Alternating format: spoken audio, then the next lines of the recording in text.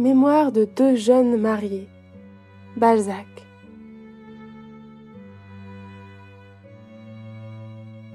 Chapitre 45. René à Louise. Tu te plains de mon silence. Tu oublies donc ces deux petites têtes brunes que je gouverne et qui me gouvernent. Tu as d'ailleurs trouvé quelques-unes des raisons que j'avais pour garder la maison. Outre l'état de notre précieux oncle, je n'ai pas voulu traîner à Paris un garçon d'environ 4 ans et une petite fille de 3 ans bientôt, quand je suis encore grosse. Je n'ai pas voulu embarrasser ta vie et ta maison d'un pareil ménage. Je n'ai pas voulu paraître à mon désavantage dans le brillant monde où tu règnes. Et j'ai les appartements garnis, la vie des hôtels, en horreur. Le grand-oncle de Louis, en apprenant la nomination de son petit-neveu, m'a fait présent de la moitié de ses économies, 200 000 francs, pour acheter à Paris une maison. Et Louis est chargé d'en trouver une dans ton quartier. Ma mère me donne 30 000 francs pour les meubles. Quand je viendrai m'établir pour la session à Paris, j'y viendrai chez moi. Enfin, je tâcherai d'être digne de ma chère sœur d'élection, soit dit sans jeu de mots. Je te remercie d'avoir mis Louis aussi bien en cour qu'il l'est. Mais malgré l'estime que font de lui messieurs de Bourmont et de Polignac, qui veulent l'avoir dans leur ministère, je ne le souhaite point si fort en vue. On est alors trop compromis. Je préfère la Cour des comptes, à cause de son inamovibilité. Nos affaires seront ici dans de très bonnes mains, et une fois que notre régisseur sera bien au fait, je viendrai seconder Louis, sois tranquille. Quant à écrire maintenant de longues lettres, le puis-je? Celle-ci, dans laquelle je voudrais pouvoir te peindre le train ordinaire de mes journées, restera sur ma table pendant 8 jours. Peut-être Armand en fera-t-il des cocottes pour ses régiments alignés sur mes tapis, ou des vaisseaux pour les flottes qui voguent sur son bain. Un seul de mes jours te suffira d'ailleurs. Ils se ressemblent tous et se réduisent à 2 événements. Les enfants souffrent, ou les enfants ne souffrent pas. À la lettre, pour moi, dans cette Bastide solitaire, les minutes sont des heures, ou les heures sont des minutes, selon l'état des enfants. Si j'ai quelques heures délicieuses, je les rencontre pendant leur sommeil, quand je ne suis pas à bercer l'une et à conter des histoires à l'autre pour les endormir. Quand je les tiens endormis près de moi, je me dis, je n'ai plus rien à craindre. En effet, mon ange, durant le jour, toutes les mères inventent des dangers. Dès que les enfants ne sont plus sous leurs yeux, c'est des rasoirs volés avec lesquels Armand a voulu jouer, le feu qui prend à sa jaquette, un orvet qui peut le mordre, une chute en courant qui peut faire un dépôt à la tête, ou les bassins où il peut se noyer. Comme tu le vois, la maternité comporte une suite de poésies douces ou terribles. Pas une heure qui n'ait ses joies et ses craintes. Mais le soir, dans ma chambre, arrive l'heure de ces rêves éveillés, pendant laquelle j'arrange leur destinée. Leur vie est alors éclairée par le sourire des anges que je vois à leur chevet. Quelquefois Armand m'appelle dans son sommeil. Je viens à son insu baiser son front et les pieds de sa sœur, en les contemplant tous deux dans leur beauté. Voilà mes fêtes. Hier, notre ange gardien, je crois, m'a fait courir au milieu de la nuit, inquiète, au berceau d'Athénaïs, qui avait la tête trop bas. Et j'ai trouvé notre Armand tout découvert, les pieds violets de froid. « Oh, petite mère !» m'a-t-il dit en s'éveillant et en m'embrassant. Voilà, ma chère, une scène de nuit. Combien il est utile à une mère d'avoir ses enfants à côté d'elle. Est-ce une bonne, tant bonne soit-elle, qui peut les prendre, les rassurer et les rendormir quand quelque horrible cauchemar les a réveillés? Car ils ont leurs rêves, et leur expliquer un de ces terribles rêves est une tâche d'autant plus difficile qu'un enfant écoute alors sa mère d'un œil à la fois endormi, effaré, intelligent et niais. C'est un point d'orgue entre 2 sommeils. Aussi mon sommeil est-il devenu si léger que je vois mes 2 petits et les entends à travers la gaze de mes paupières. Je m'éveille à un soupir, à un mouvement. Le monstre des convulsions est pour moi toujours accroupi au pied de leur lit. Au jour, le ramage de mes 2 enfants commence avec les premiers cris des oiseaux.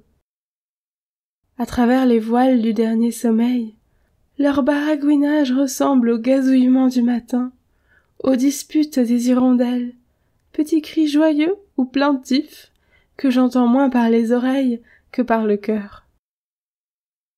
Pendant que Naïs essaye d'arriver à moi en opérant le passage de son berceau à mon lit, en se traînant sur ses mains et faisant des pas mal assurés, Armand grimpe avec l'adresse d'un singe et m'embrasse. Ces 2 petits font alors de mon lit le théâtre de leur jeu, où la mère est à leur discrétion. La petite me tire les cheveux, veut toujours téter, et Armand défend ma poitrine comme si c'était son bien. Je ne résiste pas à certaines pauses, à des rires qui partent comme des fusées et qui finissent par chasser le sommeil. On joue alors à l'ogresse, et mère ogresse mange alors de caresses cette jeune chair si blanche et si douce.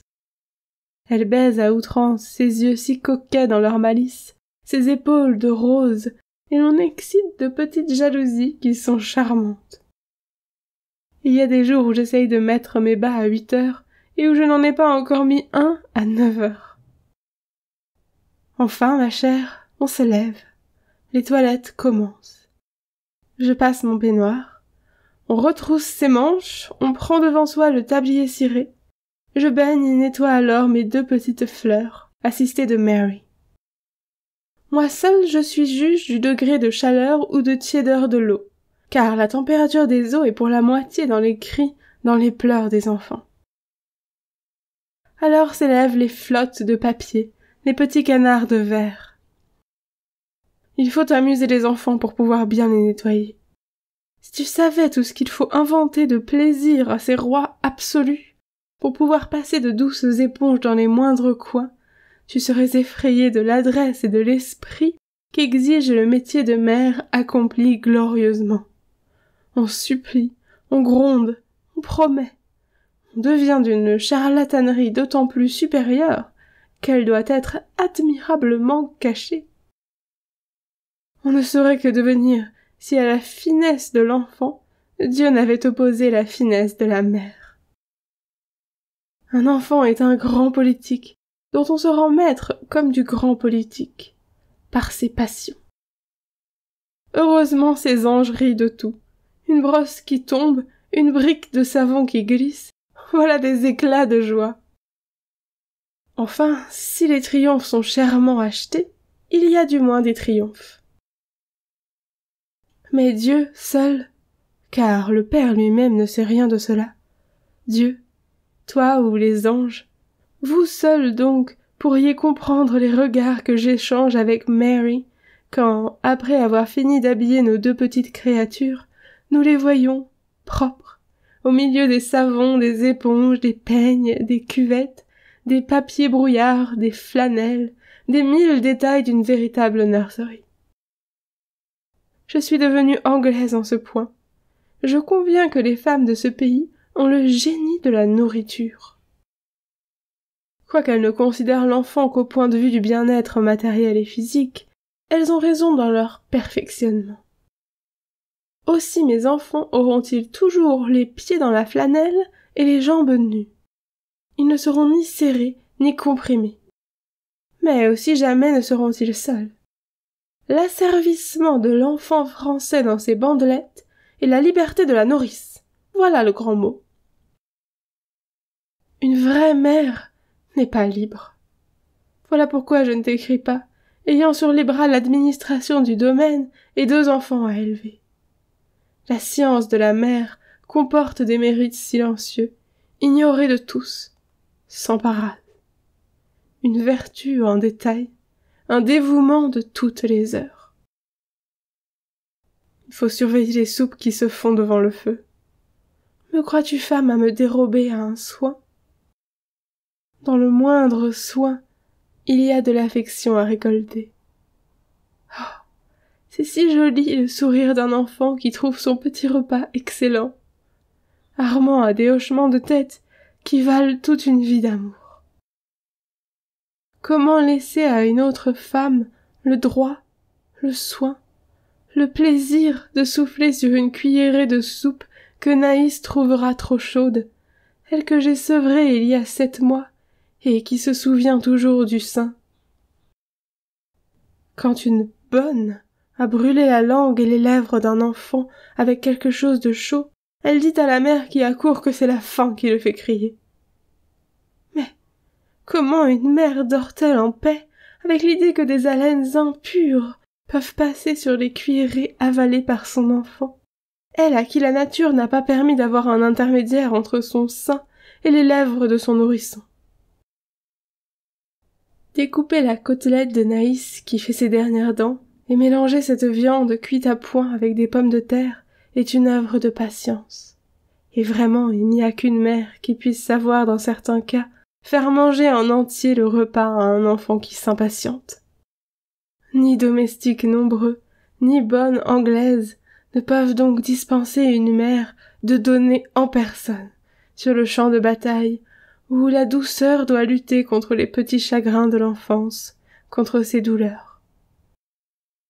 Tiens, Louise, il faut soigner ces chers innocents avec son âme. Il ne faut croire qu'à ses yeux, qu'au témoignage de la main, pour la toilette, pour la nourriture et pour le coucher.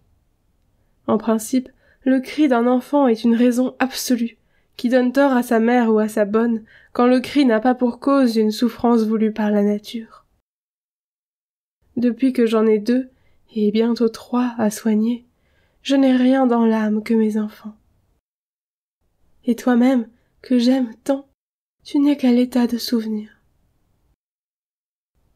Je ne suis pas toujours habillée à 2 heures. Aussi, ne croyais-je pas aux mères qui ont des appartements rangés, et des cols, des robes, des affaires en ordre. Hier, au 1er jour d'avril, il faisait beau. J'ai voulu les promener avant mes couches, dont l'heure teinte.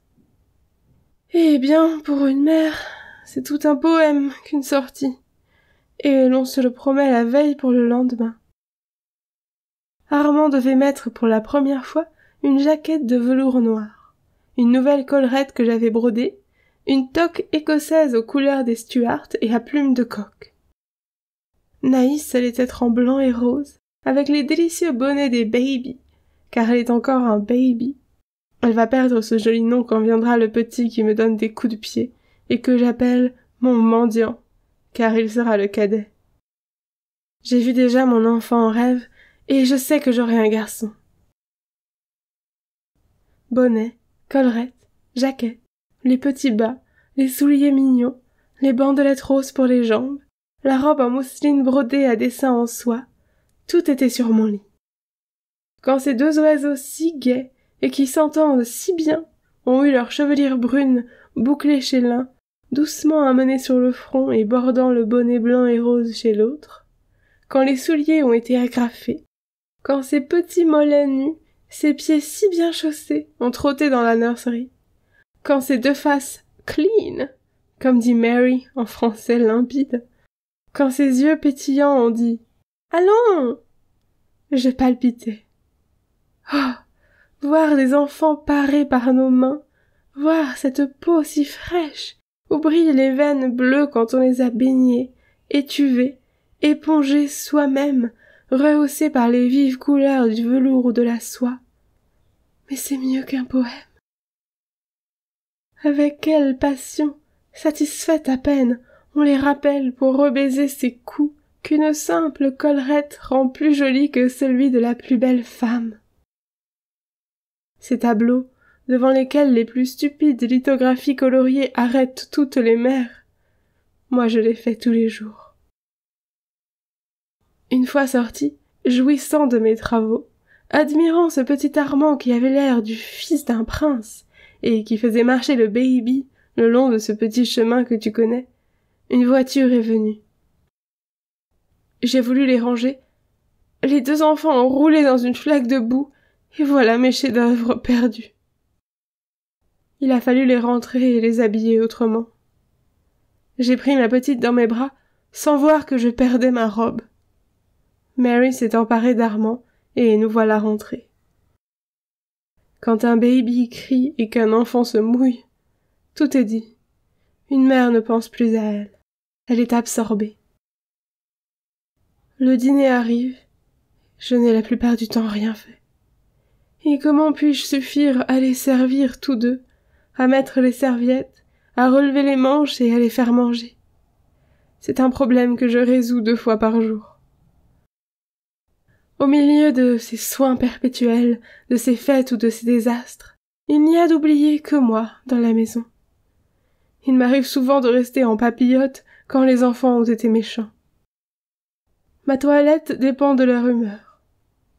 Pour avoir un moment à moi, pour t'écrire ces 6 pages, il faut qu'il découpe les images de mes romances, qu'il fasse des châteaux avec des livres, avec des échecs ou des jetons de nacre, que Naïs dévide mes soies ou mes laines à sa manière, qui, je t'assure, est si compliquée qu'elle y met toute sa petite intelligence et ne souffle mot. Après tout, je n'ai pas à me plaindre. Mes 2 enfants sont robustes, libres, et ils s'amusent à moins de frais qu'on ne pense. Ils sont heureux de tout.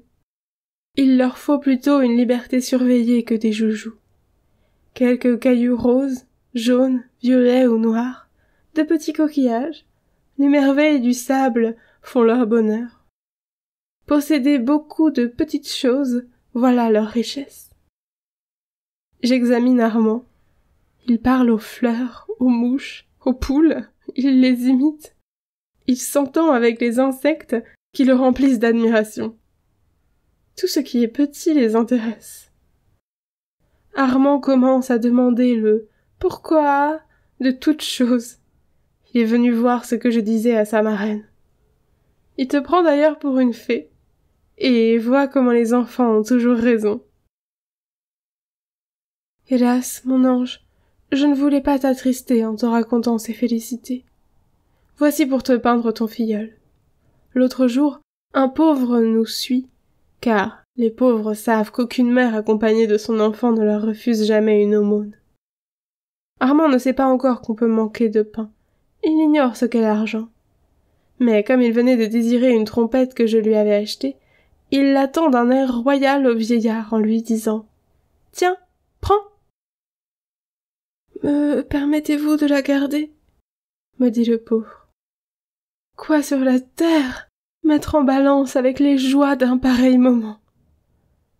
C'est que, madame, moi aussi j'ai eu des enfants, » me dit le vieillard en prenant ce que je lui donnais sans y faire attention.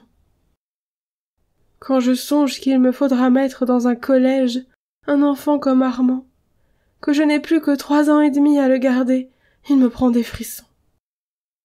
L'instruction publique fauchera les fleurs de cette enfance bénie à toute heure, dénaturalisera ses grâces et ses adorables franchises.